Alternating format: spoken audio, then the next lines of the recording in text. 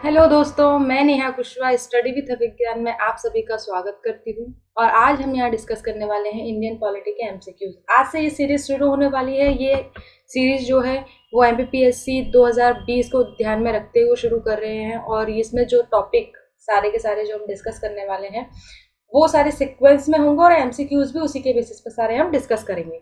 तो चलिए हम ज़्यादा समय ना गवाते हुए हम अपने जो एमसीक्यू सीरीज को है शुरू करते हैं। ये जो सीरीज है आप सभी के लिए देखिए, जो क्वेश्चन है वो इंग्लिश में रहने वाले हैं, लेकिन अगर मैं बात करूँ तो मैं जो डिस्कशन करूँगी वो पूरा का पूरा आपके साथ हिंदी में करूँगी, तो आपको कोई प्रॉब्लम नहीं जाएगी। हिंदी मीडियम वालों और इंग्लिश मीडियम वालों दोनों को ये क्वेश्चन समझ में आने वाले हैं। जैसा कि हम इस क्वेश्चन को अब देख लेते हैं। पहला क्वेश्चन जो है वो है यहाँ पर कि कैबिनेट मिशन को इंडिया में किसने हेड किया था, मतलब जो कैबिनेट मिशन भारत में आया था उसका हेड कौन था। इस तरह से भी इसको हम देख सकते हैं। तो आपके सामने चार ऑप्शन अवेलेबल हैं। क्रिप्स, बी में अगर हम बात करेंगे तो अलेक्जेंडर, तीसरे में अगर हम यहाँ पे बात करेंगे तो पैथिक लॉरेंस, और चौथे में अगर हम बात करेंगे तो यूग के बारे में बताया गया। तो ये सारे ऑप्शंस में अगर आप देखेंगे तो इसका अगर आपको डायरेक्ट आंसर पता है तो ही आप लगा पाएंगे, अगर आपको नहीं पता है तो इसका आंसर आप नहीं लगा पाएंगे। तो इस क्वेश्चन का अगर हम आंसर की बात करेंगे तो इसका आंसर जो है वो है सी, मतलब कि यहाँ पे लॉर्ड पैथिक लॉरेंस ये इसके हेड थे। ठीक है, याद रखना। और इसी के साथ साथ में अगर आपको थोड़ा सा और एक्यूरेसी बनाकर चलना है, जैसे कि आपको आंसर पता है तो ठीक है आप डायरेक्ट लगाइए, अगर आपको नहीं पता है तो आप एलिमिनेटिंग प्रोसेस का यहाँ पे इस्तेमाल कर सकते हैं। जैसे कि क्रिप्स नहीं हो सकता, ये आप सभी को पता है। ठीक है, अलेक्जेंडर भी नहीं हो सकता। ये दो ऑप्शन यहाँ से गायब हो जाने के बाद आपके पास 50% चांस हो जाता है कि आपका आंसर यहाँ पे सही हो जाए, क्योंकि इन दोनों में से एक तो होगा ही होगा। तो ये इस तरह से भी आप अपने आंसर को यहाँ पे सॉल्व कर सकते हैं। अब हम देखते हैं दूसरे प्रश्न को। तो दूसरा प्रश्न यहाँ पे बोलता है कि जो भारतीय संविधान है उसको कब अडॉप्ट किया गया था, या मतलब किसने अडॉप्ट किया था, ये यहाँ पे पूछा गया है। तो सबसे पहले आपके पास ऑप्शन है गवर्नर जनरल है, बी है ब्रिटिश पार्लियामेंट है, सी है कॉन्स्टिट्यूएंट असेंबली है, और डी जो है वो पार्लियामेंट ऑफ इंडिया है। इन सारे ऑप्शन को अगर आप देखेंगे तो आप लोग बहुत आसानी से लगा सकते हैं क्योंकि देखिए गवर्नर जनरल अडॉप्ट करेगा क्या भारत का कॉन्स्टिट्यूशन? नहीं, क्योंकि ये भारत के लिए है। ब्रिटिश पार्लियामेंट में तो इसका कोई काम ही नहीं है, तो ये यहाँ पर भी खत्म हो जाता है। उस समय पे हम ये बात करेंगे तो कॉन्स्टिट्यूएंट असेंबली थी। जी हाँ, उस समय पे हमारी कॉन्स्टिट्यूएंट असेंबली थी, जिसके द्वारा ही हमारा पूरा संविधान, पूरी की पूरी जो एक तरह से देखी जाए भारत की आज की जो राज्य व्यवस्था है वो उसी समय से चली आ रही है। तो इसका वहाँ पे महत्वपूर्ण भूमिका थी। तो ये ऑप्शन यहाँ पे सही है। पार्लियामेंट ऑफ इंडिया हम देखेंगे तो ये तो बाद में बनी थी, जब वहाँ पे इलेक्शन प्रोसेस हो गई थी। उसके बाद अगर आप देखेंगे तो 1952 से ये यहाँ पे इलेक्शन वगैरह स्टार्ट हुआ, पार्लियामेंट यहाँ पे बनना शुरू हो गई। तो इसका जो सही आंसर यहाँ पे होने वाला है वो है यहाँ पे कॉन्स्टिट्यूएंट असेंबली। ठीक है, अब बढ़ते हैं नेक्स्ट प्रश्न की तरफ। तीसरा प्रश्न है जहां पर ये बोला गया है कि कॉन्स्टिट्यूएंट असेंबली ने मतलब उसकी जो है फर्स्ट मीटिंग जो है वो कब हुई थी। तो अगर हम इसकी फर्स्ट मीटिंग की बात करेंगे तो ये भी एक फैक्ट है जो आपको याद ही होना चाहिए, अदरवाइज आप इसका जो इन्फॉर्मेशन है वो आप यहाँ पर नहीं लगा पाएंगे। तो यहाँ पे देखो, सबसे पहले तो आपको ये तो क्लियर है कि 1946 में हुई थी। अगर आपको ईयर भी याद है ना तो भी आप थोड़ा सा आंसर लगा पाएंगे। तो जो कॉन्स्टिट्यूएंट असेंबली की फर्स्ट मीटिंग 1946 में हुई थी, तो ये दो ऑप्शन यहाँ पे डिलीट हो जाते हैं। ठीक है, अब ये दो ऑप्शन है, इन दोनों में से आप अगर आंसर लगाएंगे तो जहां तक मैं आपको बताऊंगी तो 50% चांसेस है। अगर आपको पता है तो सही हो जाएगा, नहीं है तो नहीं सही होगा। तो यहाँ पर आपका जो आंसर है वो है बी, 9 दिसंबर 1946 को कॉन्स्टिट्यूएंट असेंबली की पहली मीटिंग हुई थी। इसी तरह से ये क्वेश्चन और भी तरीके से बन के आ सकता है कि कॉन्स्टिट्यूएंट असेंबली की जो आखिरी मीटिंग है, जैसे कि हमारा संविधान जो है वो लागू हुआ था कब, पूरे भारत देश में लागू हुआ था 26 जनवरी 1950 को, तो उसकी आखिरी मीटिंग भी कब हुई थी ये भी यहाँ पे क्वेश्चन में पूछा जा सकता है। तो ये कुछ फैक्चुअल मतलब ये जो है कुछ फैक्चुअल इन्फॉर्मेशन होती है जो आप सभी के दिमाग में क्लियर होनी चाहिए, तभी आप इनका आंसर डायरेक्टली वहां पे लगा पाएंगे। अब बढ़ते हैं नेक्स्ट प्रश्न की तरफ। इस प्रश्न में बोला गया है कि भारत जब आज़ाद होने वाला था, भारत को जब डोमिनियन स्टेटस मिलने वाला था, तब कॉन्स्टिट्यूएंट असेंबली मतलब मिली थी, उसकी मीटिंग जो हुई थी 31 अक्टूबर 1947 में। तो इसकी सदस्य संख्या घटकर कितनी हो गई थी? तो इसकी सदस्य संख्या को अगर हम देखेंगे तो वो घटकर हो गई थी, यहाँ पर ऑप्शन ए में दिया हुआ है 299, ऑप्शन बी में दिया हुआ है 311, ऑप्शन सी में दिया हुआ है 319, ऑप्शन डी में दिया हुआ है 331। तो इसकी सदस्य संख्या घटकर हो गई थी 299। ये बिल्कुल सही आंसर है। यहाँ पर ये भी फैक्चुअल इन्फॉर्मेशन में ही आ जाता है। अब बढ़ते हैं नेक्स्ट प्रश्न की तरफ। इस प्रश्न में बोला गया है कि जब हमारा जो संविधान बन रहा था कॉन्स्टिट्यूएंट असेंबली के समय में अगर हम बोलेंगे तो उस समय पर हमारे कॉन्स्टिट्यूशन का जो एडवाइजर था वो कौन था, किसने हमारे भारतीय संविधान के बारे में इनिशिएशन लेना शुरू किया और उसको एडवाइस किया, उसको गाइड किया। तो इस सभी का आंसर यहाँ पे अगर हम देखेंगे तो आप सभी बहुत आराम से लगा सकते हैं, जो तैयारी कर रहे हैं वो भी, जिन्होंने फर्स्ट टाइम पढ़ रहे हैं इस क्वेश्चन को वो भी। तो ऑप्शन ए है यहाँ पे doctor Bhimrao Ambedkar, option B है यहाँ पर BR अम्बेडकर, ऑप्शन सी है यहाँ पर KM मुंशी, ऑप्शन डी है यहाँ पर MC सीतलवाद। तो इस प्रश्न में अगर हम देखते हैं तो यही सारी चीजें सभी के सामने ऑप्शन है। देखिए क्वेश्चन थोड़ा सा कंफ्यूजिंग है, आप हो सकते हैं कंफ्यूज। तो देखिए अगर कॉन्स्टिट्यूशन एडवाइजर कौन था कॉन्स्टिट्यूट असेंबली के लिए, तो हम यहाँ पे बात करेंगे ऑप्शन ए यहाँ पे सही है, doctor BN Rao.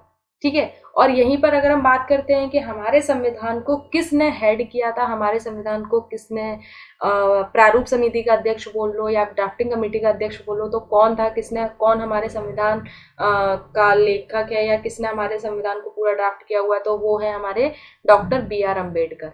Doctor BR Ambedkar का फुल नेम क्या है, आप मुझे कमेंट सेक्शन में बताइए, क्योंकि इनका फुल नाम भी पूछा जाता है कि इनका पूरा नाम क्या है। ठीक है, चलिए अब बढ़ते हैं नेक्स्ट प्रश्न की तरफ। यूट्यूब पर पहली बार सभी 6 पेपर की तैयारी। तो अगर आप लोग MPPSC की तैयारी करना चाहते हैं तो ये सारी चीज़ें जो नीचे दी हुई है आपको मिलेगी हमारे प्रीमियम व्हाट्सएप ग्रुप पर। तो 20% डिस्काउंट के लिए हमें अभी मैसेज करें दिए गए नंबर पर। धन्यवाद। तो इस प्रश्न में बोला गया है कि जो भारतीय संविधान है, कॉन्स्टिट्यूशन ऑफ इंडिया, वो किसके द्वारा यहाँ पर इनेक्ट किया गया था, तो इसके बारे में आप पूछा गया है। तो ऑप्शन ए यहाँ पर जो बोलता है कि under the Indian Independence Act 1947, B option यहाँ पे बोलता है कि under the Cabinet Mission Plan 1946, उसके बाद यहाँ पर बोला गया है resolution of the provisions government and by the Indian National Congress. तो इस सभी में आप सभी को पता ही होगा, अगर हम बात करते हैं तो यहाँ पे भारत में कैबिनेट मिशन आया था जो कि भारत के संविधान के निर्माण के बारे में था। तो इसका ऑप्शन यहाँ पर बी सही है। ओके, चलिए आई थिंक आप सभी को सारी चीज़ें क्लियर होती जा रही होंगी। जिस किसी को भी किसी भी तरह का कोई डाउट किसी क्वेश्चन में अगर आता है तो आप कमेंट सेक्शन में बिल्कुल बताइएगा, आपको वहां पर इसके सॉल्यूशन प्रोवाइड हो जाएगा। अब बढ़ते हैं नेक्स्ट प्रश्न की तरफ। इस प्रश्न में सीधे सीधे ये पूछा गया है कि कॉन्स्टिट्यूएंट असेंबली कब बनी थी। ठीक है, तो इसका अगर हम बात करेंगे तो आप सभी के सामने 4 ऑप्शन आ रहे होंगे। आप सभी को ये सारे ऑप्शन इजीली 1945 हो गया, 1946 हो गया, 1947 हो गया, 1949 हो गया, इसको भी बहुत अच्छे से आप टैकल कर सकते हैं, क्योंकि 1949 हो नहीं सकता। 1947 में हमें आज़ादी मिल गई थी तो उससे पहले ही बना होगा। और जैसा कि आप सभी को पता है कि जो कैबिनेट मिशन है वो 1946 में आया था और जो असेंबली है वो भी तभी ही यहाँ पर बनी थी। तो 1945 का तो यहाँ पे कोई टॉपिक ही नहीं है। तो आप सभी बहुत इजीली इसका आंसर लगा सकते हैं, ऑप्शन बी जो इसका सही आंसर है। अब बढ़ते हैं नेक्स्ट प्रश्न की तरफ। इस प्रश्न की अगर हम बात करें तो यहाँ पर ये बोला गया है कि जो कॉन्स्टिट्यूएंट असेंबली का जो मीटिंग का जो उद्घाटन था, उसमें जो मीटिंग को किसने प्रिसाइड किया था, किसने इसकी अध्यक्षता की थी।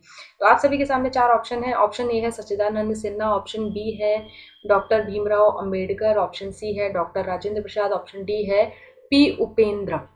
ठीक है, तो आप सभी के सामने ये सारे ऑप्शन आ गए हैं। एक काम करा करिए, जब भी आप पेपर को मतलब आप इस तरह के टेस्ट सीरीज को देते हैं, सबसे पहले आप वीडियो को पॉज करा करिए, क्वेश्चन पढ़, जैसे ही आपके सामने क्वेश्चन आता है वीडियो को पॉज करें, क्वेश्चन पढ़ें, अपना आंसर लगाएं और फिर मेरे आंसर को भी यहाँ पे देखें कि वो सही है कि नहीं। आप अपनी एक्यूरेसी खुद ही बनाएंगे, मेंटेन करके चलेंगे तो आपके लिए बहुत अच्छा होगा। यहाँ पर अगर हम बात करेंगे तो इसका सही आंसर है ए सच्चिदानंद सिन्हा। ये भारत के एक लॉयर भी थे और इन्होंने कॉन्स्टिट्यूएंट असेंबली के उद्घाटन की मीटिंग को प्रिसाइड भी किया था, उसकी अध्यक्षता भी की थी। अब बढ़ते हैं नेक्स्ट प्रश्न की तरफ। ये जो प्रश्न है ये मैं आपको पहले ही आंसर इसका दे चुकी हूँ, तो आप लोग बहुत इजीली लगा लेंगे। इस प्रश्न पे ये पूछा गया है कि हमारी जो ड्राफ्टिंग कमेटी थी उसके चेयरपर्सन कौन थे, उसके हेड कौन थे, भारतीय संविधान की जो ड्राफ्टिंग कमेटी थी। तो आप सभी के सामने 4 ऑप्शन है, डॉक्टर राजेंद्र प्रसाद, डॉक्टर तेज बहादुर सप्रू और option C Rajagopalachari, option D है डॉक्टर भीमराव अम्बेडकर। तो आप सभी इसका आंसर बहुत अच्छे से लगा सकते हैं। इसका आंसर है यहाँ पे डॉक्टर भीमराव अम्बेडकर। अब बढ़ते हैं नेक्स्ट प्रश्न की तरफ। कुछ ऐसे प्रश्न भी आ जाते हैं जिनको हम कभी भी किसी भी तरह से लगा सकते हैं, इसका कोई भी वो नहीं है कि हमें किसी भी तरह का कोई डाउट हो, जैसे कि संविधान से रिलेटेड कोई भी चीज़ अगर आ जाए तो आप इजीली इसका आंसर यहाँ पे लगा सकते हैं, डॉक्टर भीमराव अम्बेडकर। ओके, तो चलिए अब देख लेते हैं नेक्स्ट प्रश्न को, यहाँ पे क्या दिया गया है। तो इस प्रश्न में बोला गया है कि how long did the constituent assembly take the final pass the constitution, मतलब कि हमारे पूरे संविधान को बनने में कितना समय लगा या हमारे पूरे संविधान को कॉन्स्टिट्यूएंट असेंबली में टोटल कितने समय में पास किया, ये सारी चीज़ों के बारे में यहाँ पे पूछा गया है। तो आप सभी को पता है, ये तो आप बता ही देंगे नॉर्मली। जैसे कि ऑप्शन ए यहाँ पे दिया हुआ है अबाउट 6 मंथ 1949 में, ये दिया हुआ है। उसके बाद देखेंगे तो एग्जैक्टली ईयर सिंस नाउ 26 नवंबर 1948 हो गया। फिर अबाउट 2 ईयर्स सिंस अगस्त 15 1947 हो गया। उसके बाद थर्ड देखेंगे तो अबाउट 3 ईयर्स सिंस दिसंबर 1946। तो यहाँ पर अगर हम बात करेंगे तो आप सभी को पता है हमारा संविधान बनने में कितने साल लग गए, 2 साल 11 महीने 18 दिन का समय लगा। तो ये टोटल मिला के अगर हम इसकी बात करेंगे तो ये क्या है, ये ईयर है, ये यहाँ पे क्या है, ये मंथ है, और ये यहाँ पे क्या है, डेज हैं। तो आप सभी को अगर मैं बात करूं तो आप सभी को अप्रोक्सीमेट यहाँ पे समझ में आ गया होगा कि यहाँ पे अप्रोक्सीमेट देखेंगे तो 3 साल का वक्त लग गया था। तो इसका जो सही आंसर है आप इसी बेसिस पर लगा सकते हैं, इसका सही आंसर है डी। अगर इस वीडियो को आप पहली बार देख रहे हैं तो आपको राइट हैंड साइड पे एक सब्सक्राइब का सिंबल दिख रहा होगा, तो फटाफट से हमारे इस चैनल को सब्सक्राइब कर दीजिए। साथ ही साथ में बेल आइकन दबाना ना भूलें, जिससे हमारे आने वाली वीडियो आपसे मिस ना हो। उसी के साथ में अगर आपको हमारा लेक्चर पसंद आया है तो प्रीवियस वीडियो देखने के लिए यहाँ पर क्लिक करें तथा नेक्स्ट वीडियो देखने के लिए यहाँ पर क्लिक करें। Thanks for watching.